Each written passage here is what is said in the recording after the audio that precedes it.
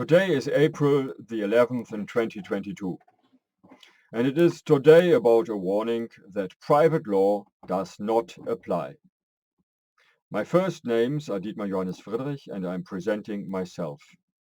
Today I am under much stress, and in my imagination I am being interfered with magnetic or radar interference, and I hope I can present it to you as good as possible.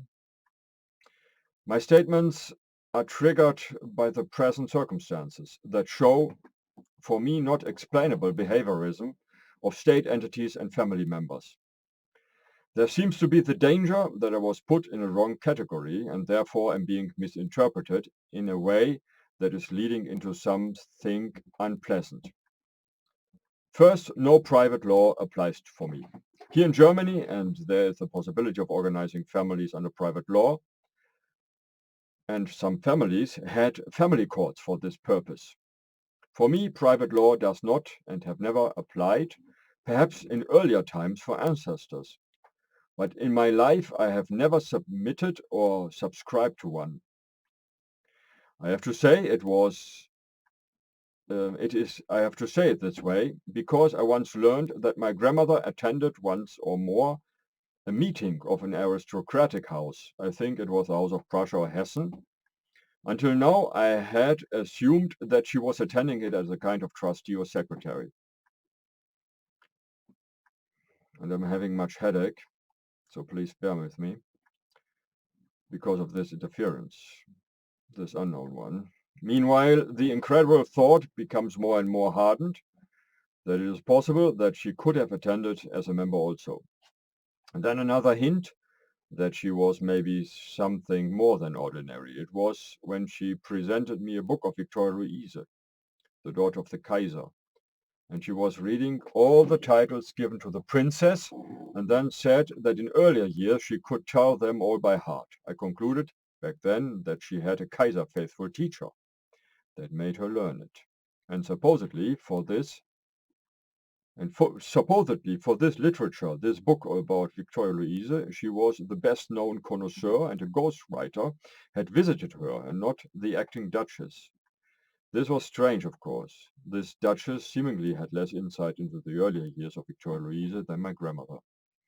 Then there had never been a relation to any kind of secret service. This is important because with it there is a loss of much freedom involved. I say it because I felt approached several times by somehow secret acting people. This is important.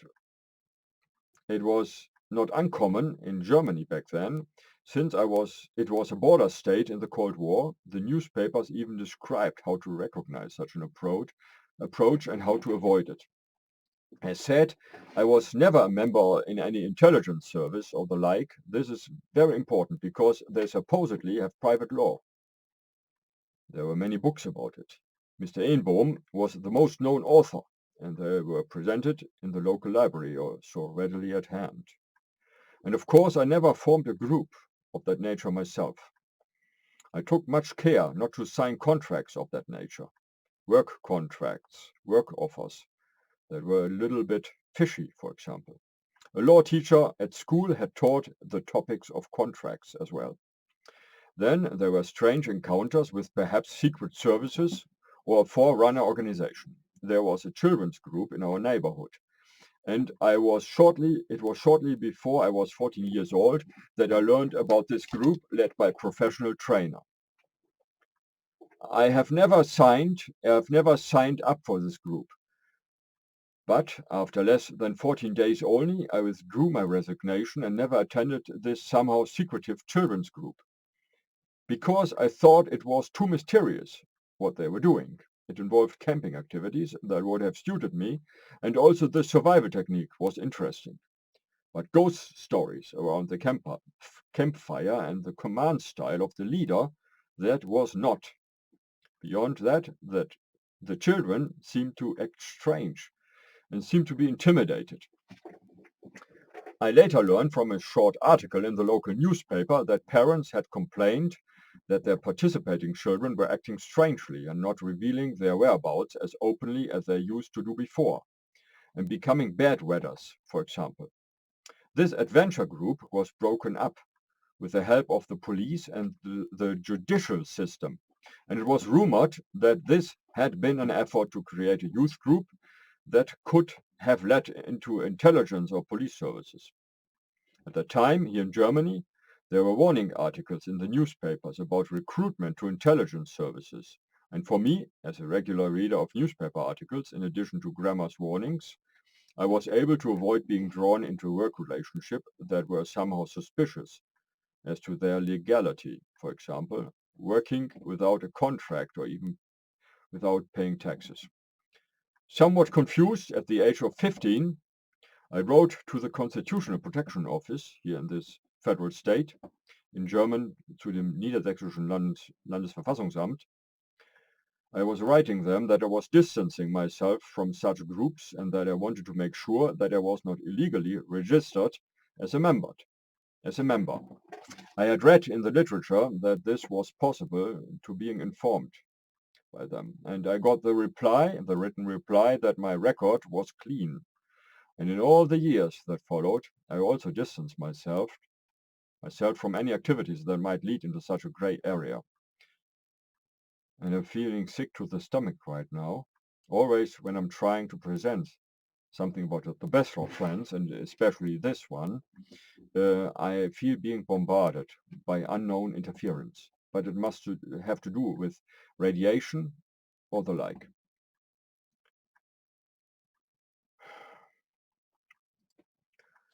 It was at the age of 15, when this group broke up, that I wrote to the Constitutional Office, and I got the answer that my record was clean. And in all the years that followed, I also distanced myself from any activities that might lead into such a grey area.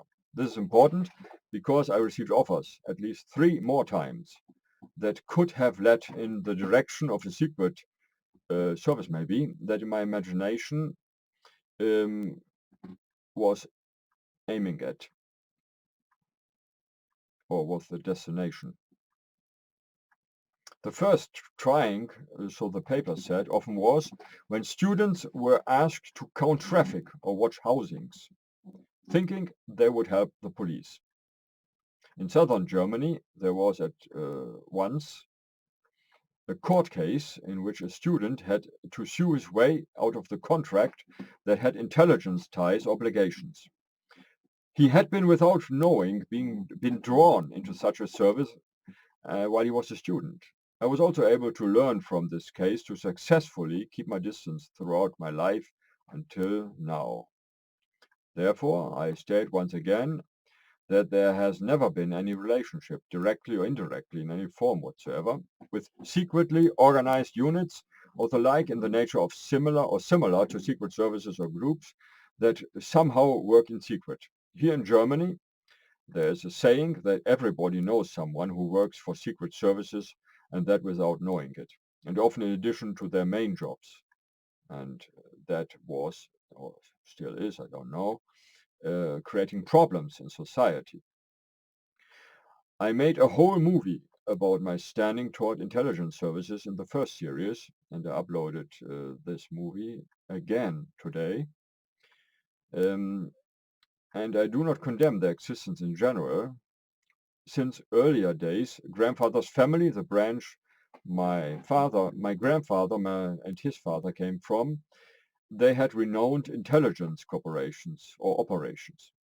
Those early news writers who delivered person to person from one king to another, they were being honored at one time from a king or duke with Schubert's Erlkönig. This is a well-known song or piece of music, and I was informed by grandmother and mother about it. My mother and me, we did not like the content. We were not in favor of the gruesome song that described the father-son team in the dangerous messenger service and the sometimes deadly losses involved. Overall, with my belief system, I'm not fitting into one of the secret services, and I will continue to take my distance to them. Then it is important, no religious law or the like can be applied to me. I was never a member of any religious group and also no member of a Christian, Jewish or other religious church or the like, not a member of any Christian or Jewish group or cultural group and, or any other group, and not related to them also. Not a member of any other state than the German one, as far as I know. There could be a sleeping American citizenship that has to be sought out and would be a matter of heart to me. There had been an error in the past when, for unknown reasons, at an Israelite embassy, grandmother and me were wrongly transferred into a religious or state entity. That was immediately corrected with protest by my grandmother, by letter and phone for both of us. For both of us. Now my heart is aching. Not too much, but I feel interference again. Grandmother and me, we both, after the war, were never members of any church entities or the like, and that also goes for my father and grandmother and mother. Then another precaution.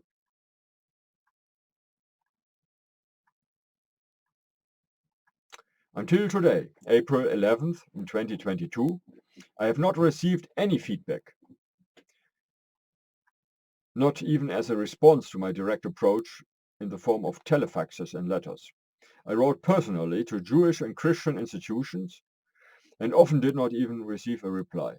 Later, of course, I'm prepared to publish with my full name. Until now, I only use my 3 Christian names, Dietmar Johannes Friedrich, but not the surname till now. I have been searching my family history and I've come across some unusual events. One of them is this, without an explanation, that is satisfying till now. In my youth, there were maybe mistaken identities with similar looking people that occurred from time to time. There were instances with other children. I thought they maybe were making fun of me, especially because I had never seen this or that person that supposedly looked like me, myself. For example, someone had asked an aunt for a gift and apparently couldn't tell us apart and she gave him his desire. I was scolded by my grandmother and I had to argue about it, that it was not me. Luckily, this could be solved and my grandmother believed me. Then also in my youth, in a store, there was again a person who maybe looked like me. He had tried to buy something in my name. My mother handled the case and seemingly it looked like there was no harm done. Later, there was an even more embarrassing situation, and this was a scandal, of course. A classmate who was mentally unstable, she had a baby, and she was maybe drunk when she received it, and she brought a rumor, the false idea up that this baby could be mine. This was, of course, a scandal and very much embarrassing, and it could be ruled out because I had not even come close to her. I did not even have a conversation with her or any date or something like it, nothing. Then there were several sightings in Osnabrück. Mostly I was informed about it as a protest. I saw you in the store. Why didn't you greet me? And again, an embarrassing situation. It was in somewhere in the red light district where I was certainly not present. And I would never have visited such a place. There was another colleague. A colleague said to me, um, she said that she had seen me there and I was hitting a girl, and she seems to be very much embarrassed about it. This colleague confronted me, and I luckily could prove to her that I had not been there. I had a ticket and some bills from another place far away. I searched through the internet for a police report about this incident, but I couldn't find it. It was maybe a trap because I came back to the other place far away one day early. And recently, another incident, someone asked me if she had if I were working in a store where she had seen me. This strange mixing of identities seems to be continuing. As said, maybe no harm was done till now. Nothing is known to me. Very important, no real damage, except the damage to my reputation. And if you know something, please inform me, so I can defend myself. Now, when analyzing it and looking back, I hope there is no greater damage. I was living on a budget, so I had no means back then, and it is still the same. It's not easy to defend myself against such accusations that cannot be proved. And those were examples of mistaken identities. Odd enough, I never ran into this guy who looked like me, but maybe he's still around, so please be careful. Then again, on an important topic of religion, there was this maybe important conversation with my grandmother. It was about my belief, and we talked from time to time about it. I was about 12 years old. My grandmother asked me if I would consider myself a Jew or Christian. And this was out of the ordinary. After some consideration, I thought the Old Testament stands for the Jew and the New Testament for the Christian belief. And I had said to myself, I want to have both.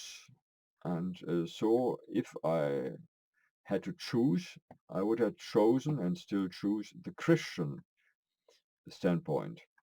And this without being a member of any church or else, for my spiritual home. At that time was a layman congregation, and there I wasn't a member, and this still would be something like it.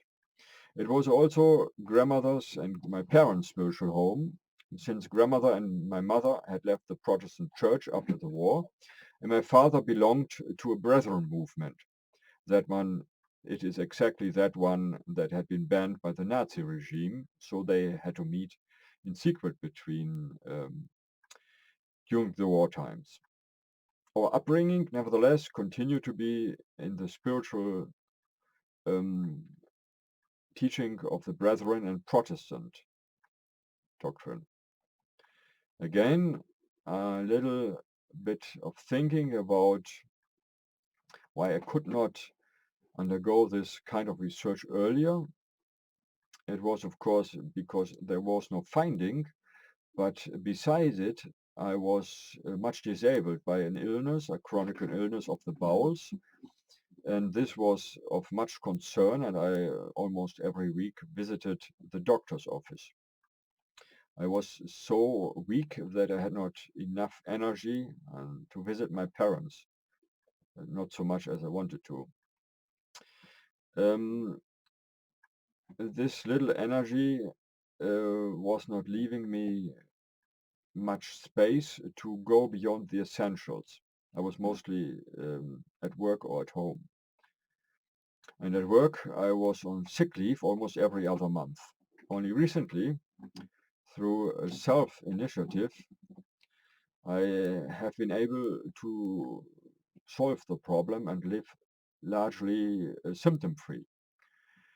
With minor limitations, I'm now strong enough to undergo this research, and I found quite some evidence till now, and hopefully I will find some more.